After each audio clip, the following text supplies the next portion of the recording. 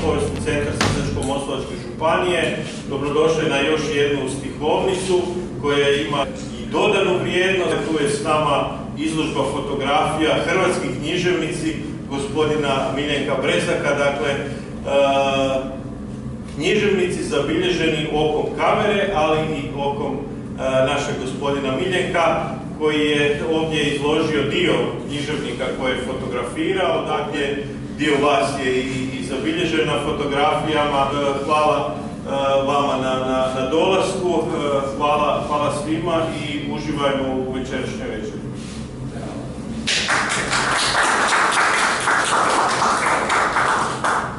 Evo, hvala svima što ste došli, hvala ravnatelju Kulturno-povijesnog centra, gospodinu Valentu, evo na domaćinstvu.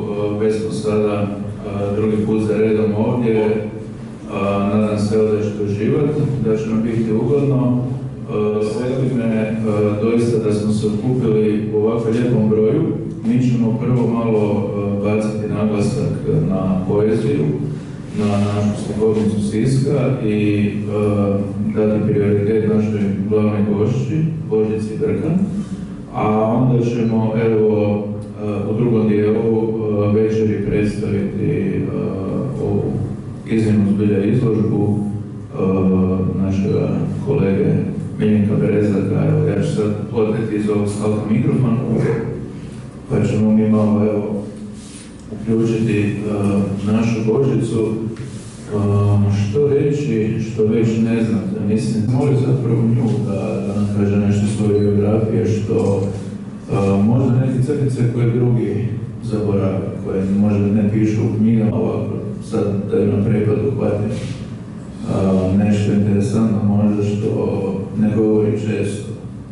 Dobar večer, lijepo vas pozdravljam. Ako mislite da smo se dogovorili za ovo, nismo, jer sam ja pripremila. Jest da se ja svaki put s obzirom na dob, da ne bih zaboravila nešto, ali obično si osnovnu biografiju isprintam najčešće zbog naslova svojih knjiga jer se ne mogu sjetiti kako se koja knjiga zove. Ne krijem godine, rođena sam 55, znači da imam poprilično godina. Pisala sam od najranije dobi, međutim, ozbiljno sam se bacila u literaturu, to i sami znate, kad sam otišla u prijevremenu mirovinu, sa 30 godina staža u novinarstvu dnevnom i sa 55 godina. Pokazalo se da nikad nije kasno. Zapravo sam se onda vratila neplanirano, ja sam zapravo otišla u prijevremenu da bih mogla napraviti ono što nisam stigla od posla, što sam već radila u Večernjaku. Znači, visoko nakladne neke knjige, kao kuharice, htjela sam svakako napraviti, ja to zovem vrtnu knjigu, knjigu o tome kako sam uređivala 4 stoljeća prilogorica koji nisam mislila da ću se vratiti u lijepu literaturu. Kad sad razmišljam, zapravo zbog čega je to bilo, pa htjela sam vjerojatno objaviti pjesme iz mladosti, štokarske, koje nisam u knjizi nikad objavila, jer je zapravo moja prva knjiga, ja sam imala 2 prve knjige. Jedna je bila pjesme, 90. Veternica, to je bila kajkavska knjiga, zbirka pjesama, Veternica ili obiteljska arheologija. I istovremeno te godine mi je kod istog izdavača CIP, to je tada bio izdavač koji ima naklade sulude, 5000 i ovako nešto, to mi danas možemo samo sanjati. Izašli su moji feljtoni, odnosno moje kolumne iz Nedjeljnog vjesnika, enciklopedija Špeceraja. Dakle, to je bilo odabir iz prve godine, kasnije sam ih, to je znači nekih 50-60 tekstova, kasnije sam ih 10 puta više objavila i povremeno još uvijek objavljam tu kolumnu na internetu, ali ovo što sad radim, mislim da je to možda najuzbudljiviji dio mojeg života, bez obzira što je to recimo ta moja prava zrelost autorska, možda i životna, vjerojatno mi je trebalo sve ono prije proći u životu, da bih imala ta nekakva iskustva. Recimo, napisala sam neplanirano 3 romana o novinarstvu, pa se nadam da ćemo iduće godine objaviti novinarsku trilogiju, jer se na kraju pokazalo da kolege koji su i književnici i novinari, a ima nas, hvala Bogu, zapravo da vrlo zanimljivo gledaju to na neki način kao na povijest, recimo to je jedna od tih novih stvari o kojima mogu nešto reći,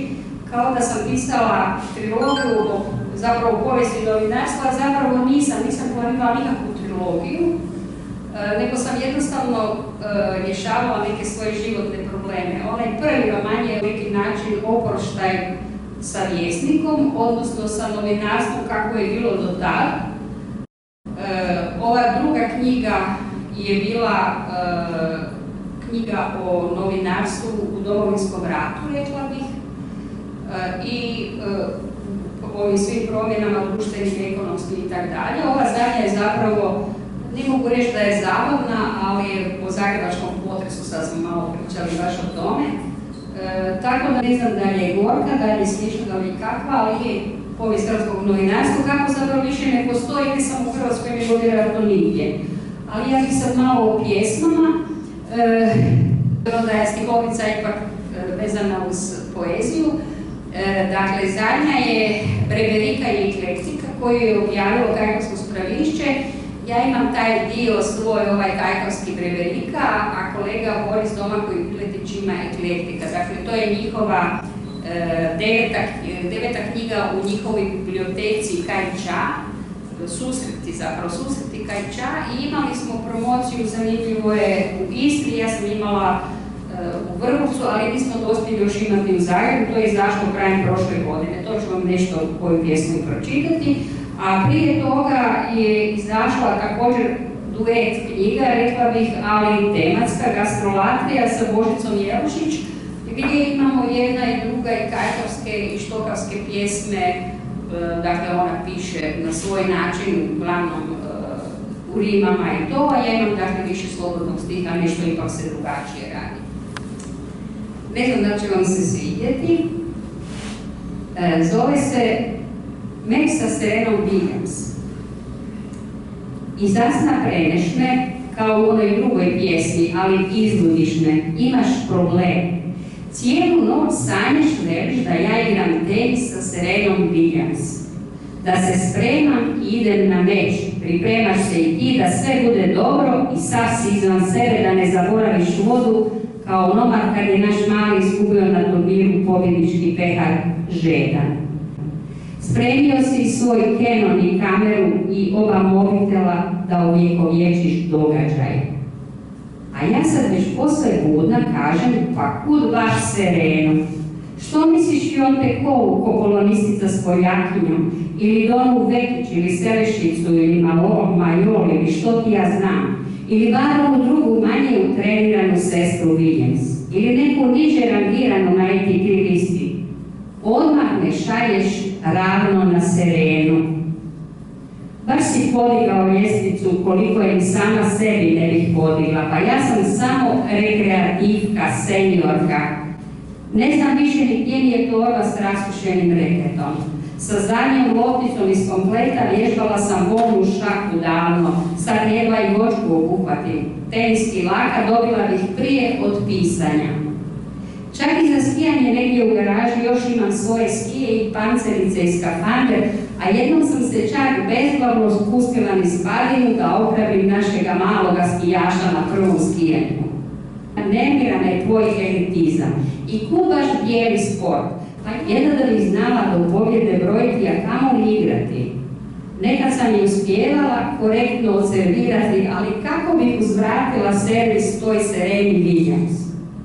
A najviše se nerviram na tebe, svoga vječnog kivica i navijača, što nisi sebe poslao na Đokovića ili na Ivaniševića ili na susjeda.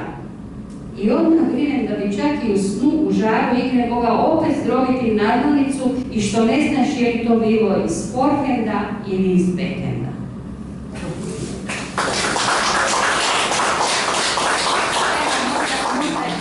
Ne znam koliko ste čitali moje tekstove, ispod mojih tekstova obično imate niz brojaka. To je obrnuto pisan datum, a kako ja nikad ne završim pjesmu da je gotova, nego dopisujem, uvijek je u radu, onda ima tako niz tih datuma, brojaka, da znate o čemu se radi. Nekad je čak niz tih datuma duži od same pjesme. Odnosno broja stihova. Da, mislim, to je ono, tipično novinarska neka deformacija, ne možeš pobjeći od baš onako bilježenja tih nekih podataka. Zvone nekako da se nađe, nikad ne može biti sigurno gdje bi to moglo biti interesantno iskoristiti se. Da, čuli smo za početak ovu pjesmu, meni se čini da sam ja čuo već prije. Ne. Nisam? Ne. A ja sam to je skroz jedno. Ja sam ti vidovit. Isto sanjao moju pjesmu. Meni se čini, mislim, nekako da ljudi više po romanima i znaju i po ovim drugim stvarima što smo pričali, po vrtu i to, a kako gledaš osobno na poeziju? Može li se reći da ti u književnosti neki žan ili u novinarstvu više ili manje bitno na drugo? Nisam znala da ćeš me tako nešto pitati. Probat ću naći pjesmu, negdje sam ju označila, koju sam, mislim da sam ju čitala nekom drugom prilikom ili s mladim kolegama, gdje ste vi čitali pjesme. U biti kako je za pjesmu potrebna koncentracija totalna. Mislim da svi mogu napisati roman, onda bi ga vjerojatno svi pisali. Pjesme više manje pišu svi. Ono što je meni zanimljivo, dakle ja sam počela kao mlada pjesnikinja. Dakle negdje tamo, ne znam, 4., 5. razred, 6. to su već bile nagrade, jugoslavenska razina i tako nešto. I tineđerska razina. To su bile sve slobodni stih, vrlo kratke, neke ću vam pročitati, dakle, u prijevodu su, recimo kad smo išli u Kolumbiju, onda je bila jedna tako jako popularna, da sam se ja strašno iznenadila, kolegica Željka Lorenčić koja je prevela, ona je rekla da sam postala zvijezda, ja nisam znala zašto se sad njima sviđa tako ta moja pjesma, pa ću vam tu pjesmu i pročitati. Međutim, ono što je zanimljivo, što bih svakako htjela reći, kako o sebi razmišljam, dakle, ne znam, to nije bilo neki specijalni povod, nego sam jednostavno našla da su mi neke teme, njima sam se bavila i u pjesmama, i u romanima, i u pričama. Recimo, sad sam napisala jednu priču za taj neki budući roman na kojem radim, pa je ispalo nešto kao pjesma u prozi, kao što su recimo nekad stari majstori, sad si ja ovako kompliment radim, pa recimo treba napraviti na nekom platu ruku, pa ja onda samo recimo nacrtam, pa samo majstor nacrta ruku, radi skice razne. Tako ja zapravo za te neke tekstove radim male tekstove koji će negdje drugdje ući. Pa sam imala recimo, vrlo često mi se zna dogoditi recimo da imam poveznice između bloga umjesto kave i ovog Oblisteki sa nekim čisto pjesmama. Recimo u Preberiki imam neke čisto vrtne teme ili recimo radila sam nešto iz popularne znanosti o Jokešinskom vrčaku. Dakle, htjela sam iz svojeg rodnog sela opisati stare sorte biljaka koje su rasle i u vrtu i u cvjetnjaku, kako se čuvalo sjeme, probala sam naći neke koje su recimo isto značnice za danas, kako su se biljkama odabirala imena. Tako da mi to ima i u toj mojoj Preberiki, u tom vrčaku, isto tako u toj nekoj vrtnoj knjizi u kojoj mislim da ću imati pjesme u prozi koje još nisam napisala. Ili recimo temu Lafre, također sam pisala recimo za znanstveni skup u Krapini o kajkavskoj kulturi, upravo o tom jokešinskom pašniku, ali sam imala i pjesme koje sam iz više zbirki našla da sam se bavila maskama. Dakle, pjesme su te neke napisane i na kajkavskom i na standardu. Tako da, ja sam još od onih koji vjeruju u inspiraciju, ali mislim da jednostavno je to stvar nekakve, rekla bih, kreativne zrelosti. Ne znam da se danas može govoriti o inspiraciji, o kreaciji, ako to može raditi umjetna inteligencija, danas se svi time bave. Ja još uvijek vjerujem da se ljudi razlikuju od umjetne inteligencije upravo po tome što osjećaju i što mogu napisati nešto što umjetna inteligencija, ma koliko savladala sav jezik ili sve, ne može napisati. Imali smo za Noć knjige u Popovačkoj knjižnici nekakvu moju večer, pa je više kolega govorilo o meni, te o Moslavačkoj književnici, Kajkavskoj književnici, romanopiskinji, pjesnikinji i tako, ali smo imali znači i temu o književnosti u IT vrijeme. Pa je moj sin se smijao da bi mogli napraviti jedan rječnik, pa bi mogli iskonstruirati neki književni rad na kekarici našoj. Znači, ali bojim se da ta umjetna inteligencija ipak to ne bi mogla, jer bi mi morali prije napuniti, a mi smo preljeni da to radimo. Tako da, ne znam, mislim da treba, recimo za roman, treba strašna koncentracija. To može se napisati čak, recimo sad je lakše pisati ljubić, ja sam ih pisala u vrijeme kad se to radilo na pisači stroj. To je sad puno lakše raditi, ali mislim da isto tako dobru pjesmu nije baš lako napisati. Znam da sad čujemo nekoliko pjesama još, evo iz izbora. Onda ćemo se malo posvetiti izložbi, a na kraju ćemo još onda naravno začiniti poezijom. Ova je iz 84. Bila sam jako mlada, imate nekih slika ovdje iza mene iz tih vremena. To je ta, zove se Vermut. S pokojnim svojim prijateljem jučer sam u Korfu pila vermut. S limunom i s mnogo leda. Punih pola sata. Nikamo nije žurio. Imalo je vremena. Rekla sam već da neću spominjati nijednu birtiju, sve birtije koje sam u Zagrebu spominjala su zatvorene. Njih je srušio potres. Mogla bih vam pročitati iz Breberike, to je ta zadnja. Bukve. Da me ne strah, najraše bi otišla nekam v šumu, da ni čoveka ne. Najraše bi otišla tam, da je gliboka šuma najglibleša, tam, gdje je stara šuma najstareša, tam, gdje su tičja gnezda najredeša, tam, gdje su i rasti najvišeši, tam, gdje bi se čovek mogel leći, a da ga niko mam ne najde ni ne dozove. I tam, gdje su bukve najdebleše, da zagrlim jednu i da je dan da i ona mene zagrli.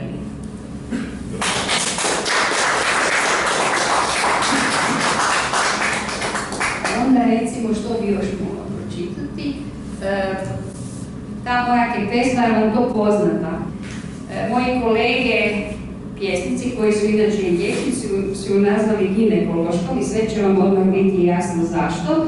A zanimljivo je da je kolegica Vlasta Vrandičić-Lebarić oduševljena tom mojom pjesmom, prepjevala tu pjesmu zapravo na čakaricu, Vo moja to Božje pisma, ja ju nažalost ne mogu čitati, ali negdje je snimljena na internetu pa možete potražiti, jer je to i đacima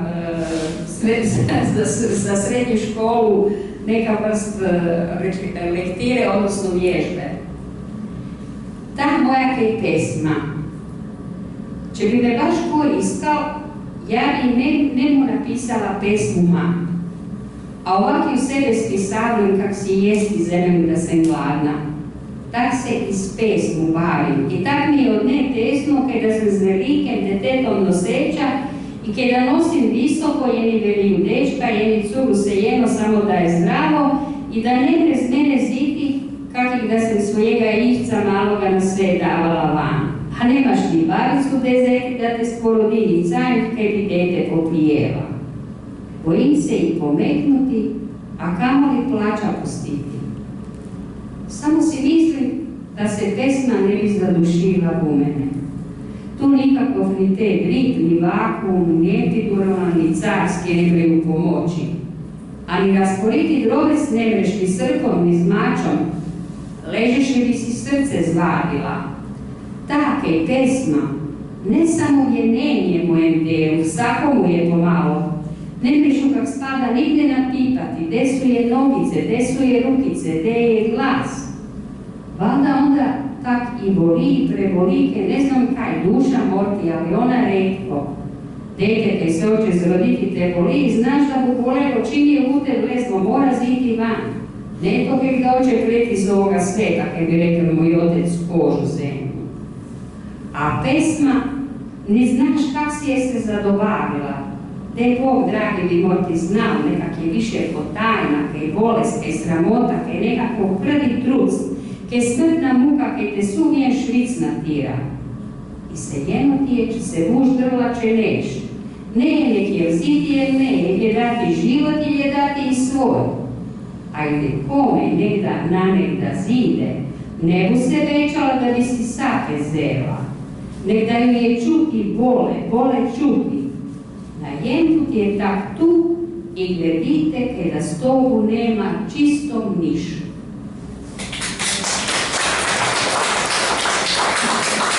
Ovo je na neki način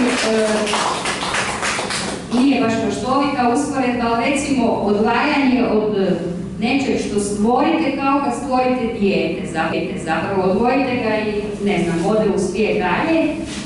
Tako je vjerojatno sa nečim što napravite, pogotovo kad ste s tim zadovoljni.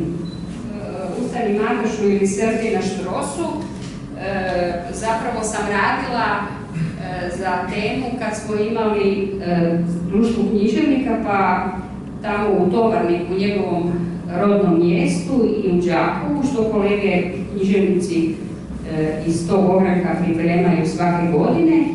I za jedan zbornik smo bili pozvani da napravimo pjesmu o Matošu, a kako je tada upravo bila korona i sve što ide s njom, tog ima u toj pjesmi, međutim, kad sam je čitala ove godine na Štrosu gore, slika upravo o tome govori.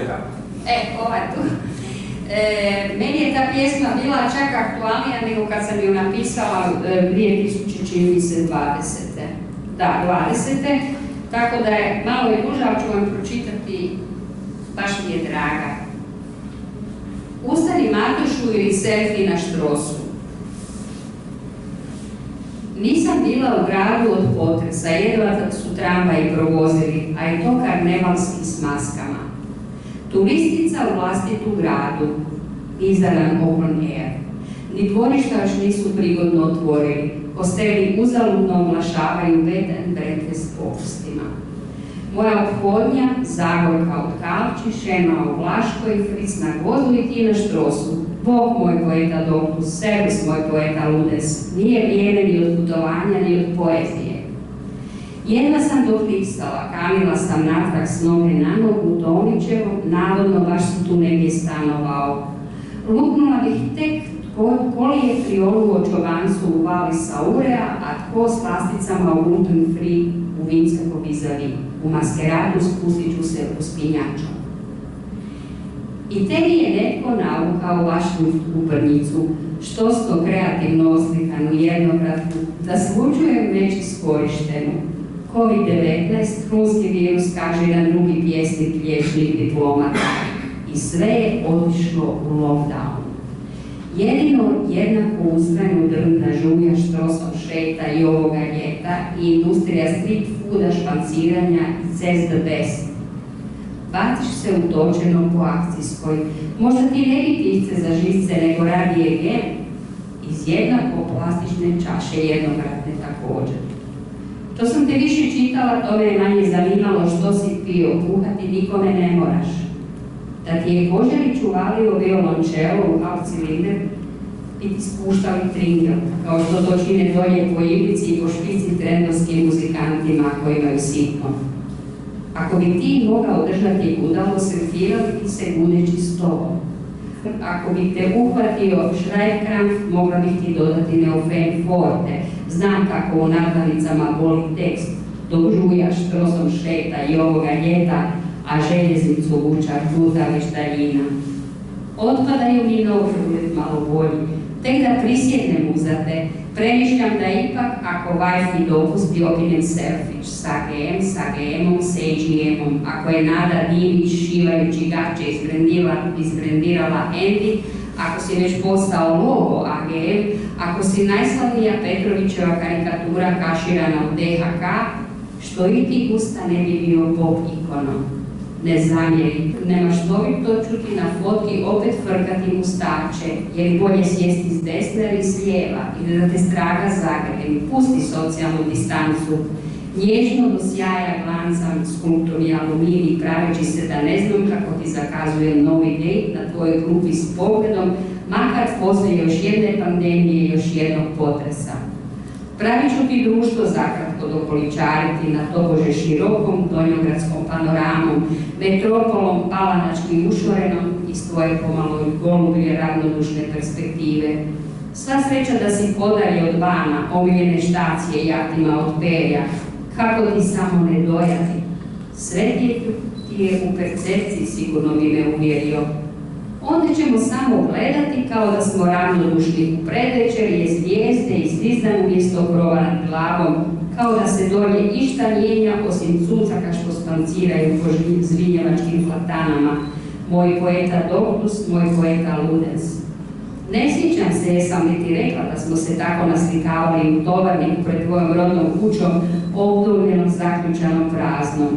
Niti da bi neki emigrant s istoka na putu u Europu provalio na noćenje. Mogla je biti pjesničko proštenište, nacionalno izletište na rubu EU. Zamišljam Kožarićevu repliku sa Štrosa. Dok ono sjediš pred kućom, a mi snimamo selfiće s tobom u pokrajini ispražnjenoj od ljudi, u pokrajini gdje u zemlju posadiš gumb, a nigne egzotik. Enter. Moj gusto, kakvu sreću imamo mi, hrvatski književnici i pisci, sve jedan veći od drugoga, mi trivijalne, fragilne književničice i intelektualci samozvanci, mi zvijezde književne scene što se uzaludno babinovski natpjevavamo, Žulja Štrosom šeta i ovoga lijepa. Što na nas samo široko putno u kontradiktu škiliš sa svoje klupčice na Štrosu, što nas dnevno ne šimfaš i ne uzimaš nam estetsku i ostale mjere u nedostatku kriterija. Samo posla tvoja još je bila živa. Dotrajala bi jedna jedina precizna rečenica da je ima tko izreći da se kepljeci izmjerimo vlastitom mjerom. Ustani, Matošu, ustani, ustek Zagreb, te Hrvatska te zove. I masku sam ti donijela, must have, da se ne zaraziš recentnim virusom. Koliko nas se oko tebe omuhava, da ne navučeš naš zeitgeist. Staramo, stvarno se, kažem ti, trudim zaboljeti željeznicu koju guta već daljina.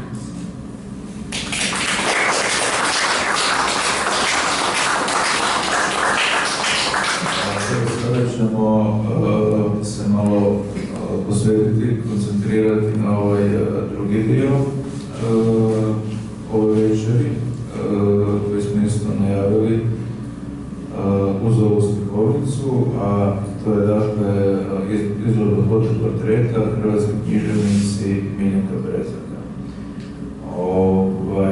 On je tu ovako samozatajan uvijek kao i što je bio cijelo ovo vrijeme sa svojim fotićem dok je pratio Božicu. Ono što je interesantno, dakle izložba je obuhvatila nekih 10 godina, jedno od 12. do 22. Vidjeli ste sami, već ste malo prošetali da tu ima nažalost dosta i književnika koji više nisu među nama, ima dosta onih koji su i medijski više eksponirani, ima oni koji će to tek postati, ima kolege koji su tek ozbiljnije otisnuli u književne vode. Zamolit ću kolegu Dinarovića da kaže ponešto o izložbi, a da ćemo naravno nakon žure i svakako i autoru priliku. Iako je teško govoriti o izložbi fotografija, nakon ovako dobre književne tribine u kojoj se govori o poeziji, praćenje sa fotodokumentarnom građom. Ali pokušamo se sada malo prebaciti u jedan drugi umjetnički medij, a to je umjetnička fotografija.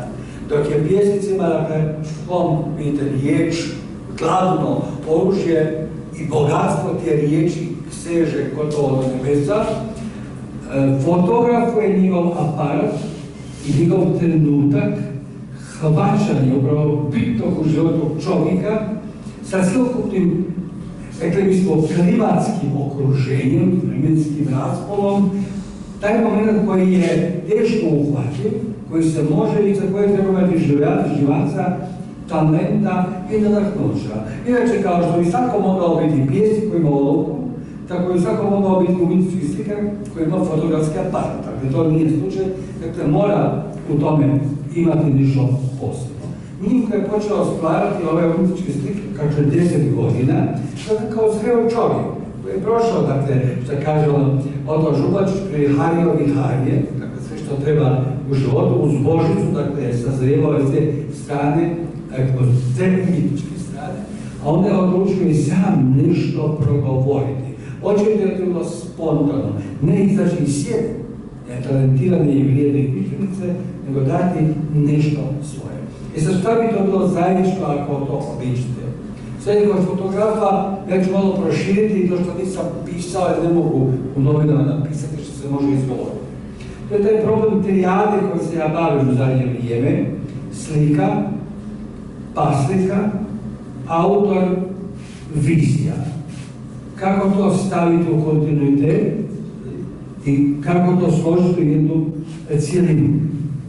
Ko su ti, da imamo sliku, ali zapravo tko je ovaj mlad čovjek sa bradom koji je kombinacija Raspućina i Severa? To je slika, to je paslika, fotografija, što je on? Dakle, mi bismo sad trebali kroz ovu sliku otkriti koji je taj Alif.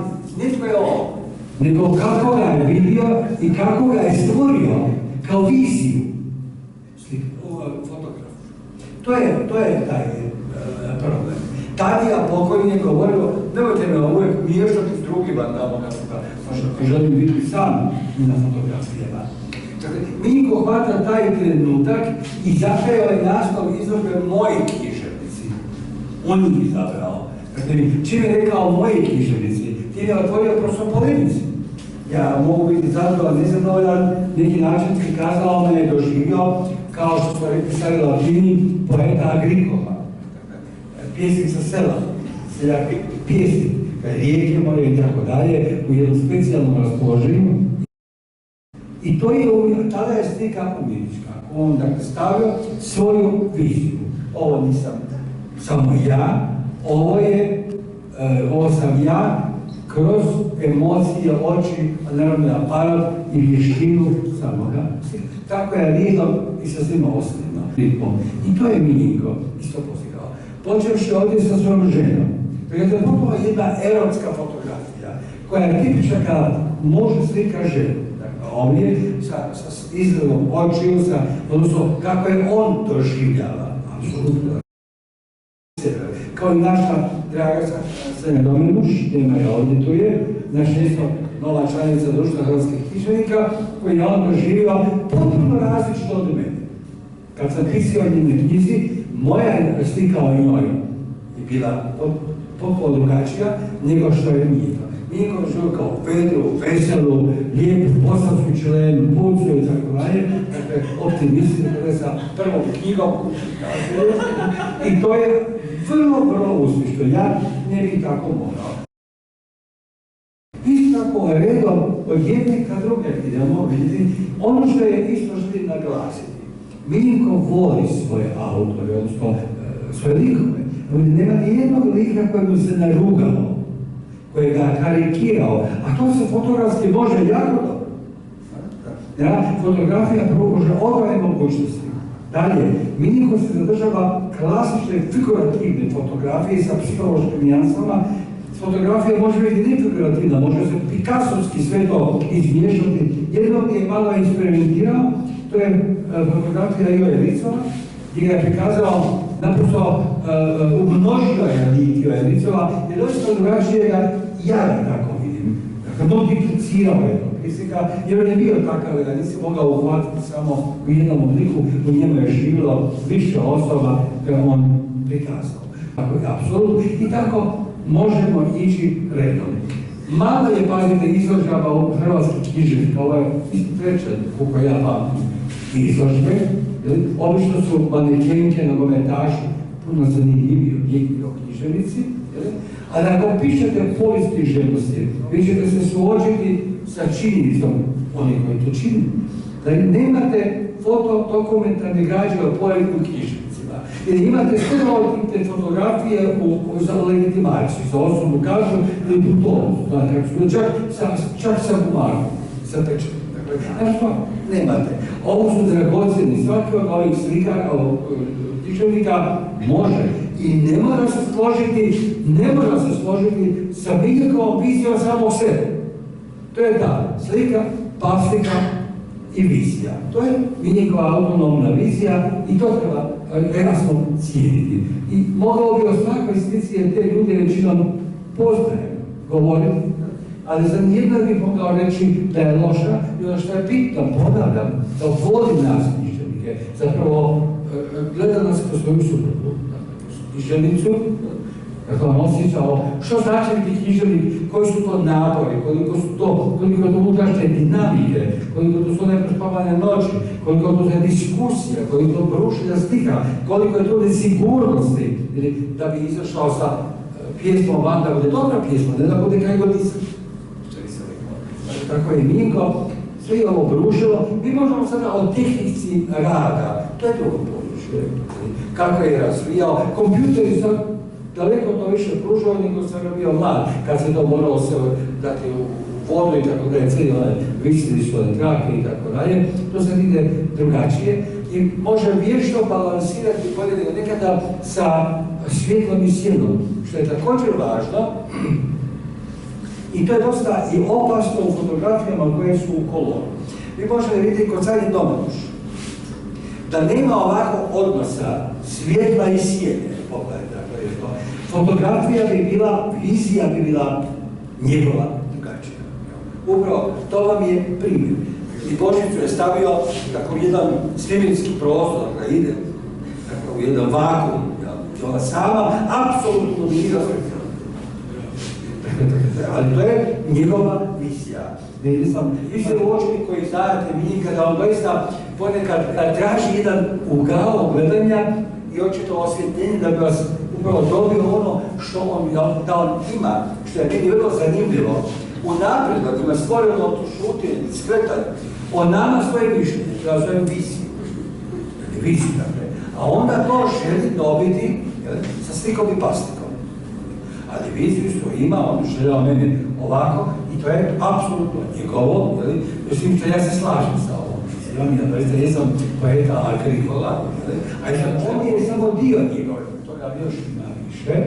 Izbor je vrlo interesantan, tu je i Siniša komponovao, rekli bismo, on nije, rekli samo društvo naš, malo je pomiješao i drugo društvo, dakle, to možemo govoriti, to je njegov sada izbor, koji kao kod književnika ima neko društveno nadgradnje, tako bi se reklo, tako i ovdje, ali svaki slikar može biti ponosan i tako da mi je zadovoljstvo ovdje ovako par riječi kazati o tome, bilo bi dobro uzmiti da je neko koji je profesionalni fotograf, on bi cijelo više govorio o samoj tehnici i tako dalje.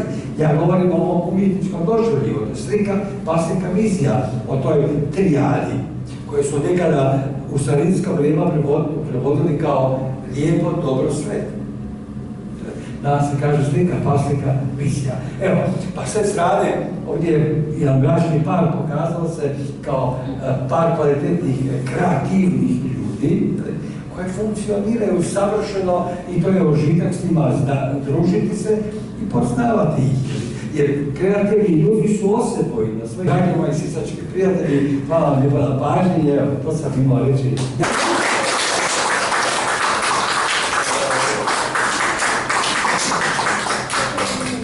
Evo, hvala puno kolegi Vidmaroviću. Ja sam naravno, kako se on ne bi složio sa nekim Miljenkovim viđenjima, tako se ja ne bi s njim složio da su manekenke nogometaši zanimljiviji od nas književnika, ali dobro, to je isto ovako za jednu parlamentarnu raspravu. Dao bih svakako evo i našem autoru riječ. Ja ću samo spomenuti kada smo birali zapravo nas dvojica zajedno koje ćemo portrete izložiti, vodili smo se time da obuhvatimo one ljude koje on ima u svom opusu, koji su gostovali prethodnih godina na Slikovnici i koji su dobitnici Pirinove nagrade znači za ukupan prinos hrvatskom pjesništvu, tako da imate nekoliko njih ovdje isto iz te garniture, pa evo Miljenko, molim te nekoliko riječi od tebe.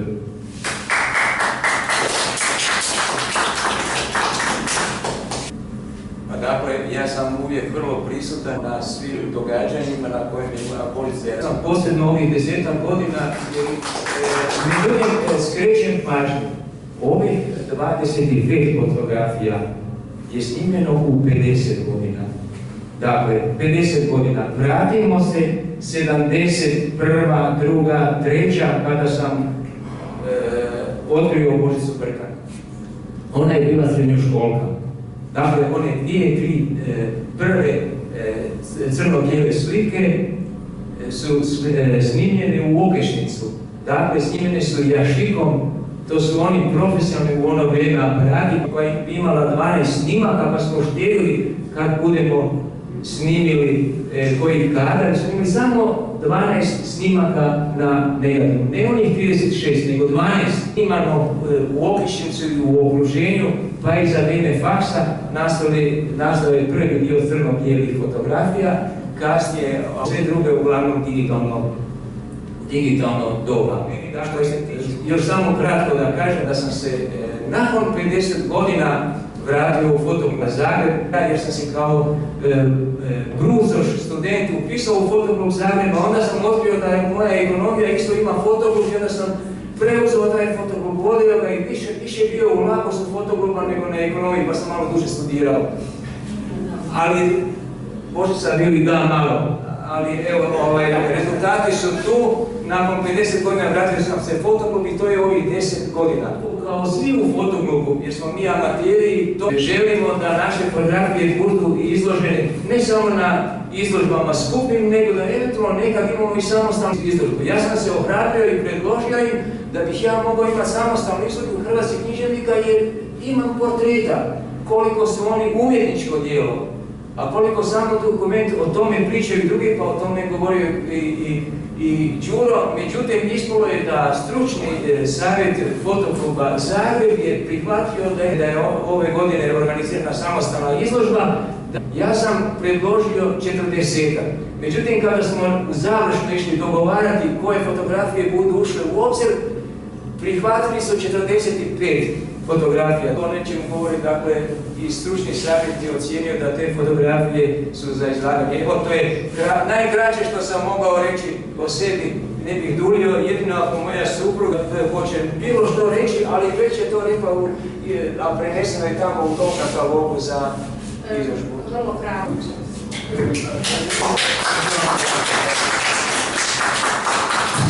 Ja bih samo htjela reći, kad se Miljenko vratio fotografiji, zapravo ova portret kolege Lidmarovića i još jedan, ne znam da je tu portret kolege Štamoka, to su portreti koji su bili na izložbi hrvatskih portreta među 40 odabranih najboljih fotografija portreta, sad ne znam točno koje godine su snimljeni, ali dakle, Miljenko je skroman pa i obično to zaboravimo, smetnemo s uma, dakle, ovdje je na neki način umjetnička fotografija, dakle, izbor ljudi koji se u to razumiju i, dakle, ipak i književnost. Tako da mislim da ono što bi rekli da su, kad se brendovi udruže, dakle ovdje umjetnička fotografija i književnost, da smo onda jači. Kad ja bih pitao za pjesništvo i to, zapravo bi se vratila na onu prvu stihovnicu iz 18. To spada u ove programatske, zove se Najljepše je pisati pjesme. Najljepše je pisati pjesme. Ne moraš imati koncentraciju romana, ne moraš se koncentrirati na rimu, dovoljna je samo misao ubrana kao svježa jabuka sa stabla krošnjaka, sočna, dovoljno kisela, dovoljno slatka. Na pjesme, malo podijeliti tih svojih jabuka s vama, nadam se da vam nije bilo dosadno. Na kraju ću vam pročitati ovu još jednu pjesmu. Zove se, ljubavna je, zove se Saštit ću se za tebe. Sačiću se za tebe, kirurškim koncem, najfinijom svilom mislima, kao za oblak, rosulju, pahulje koje bi tek trebale pasti, za svaku oborinu ikad spomenutu u vremenskoj prognozi.